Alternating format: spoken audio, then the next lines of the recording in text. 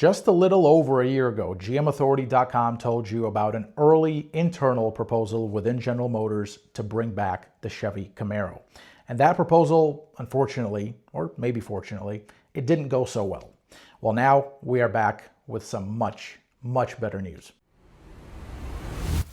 Motrolics. Sources familiar with the matter have told GM Authority that GM has greenlit or approved a replacement for the Chevy Camaro, something that we just published in our latest report over at GMAuthority.com. In fact, our intel is corroborated by a report from Automotive News.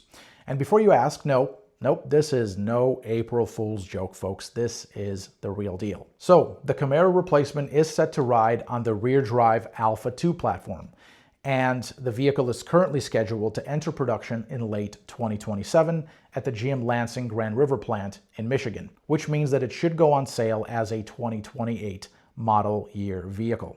Now, the Grand River plant also assembled the last generation Chevy Camaro, and it currently produces the Cadillac CT4, which will soon be discontinued, as well as the Cadillac CT5.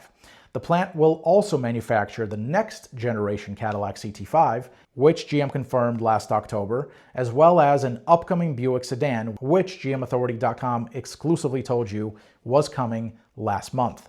Now, perhaps for the even more important part, the Chevy Camaro replacement that I'm referring to here might not be exactly what you would expect from a vehicle called the Camaro.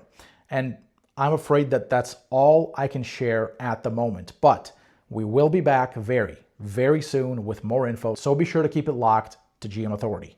I'm Alex Luft, and I'll catch you in the next one. Motrolics.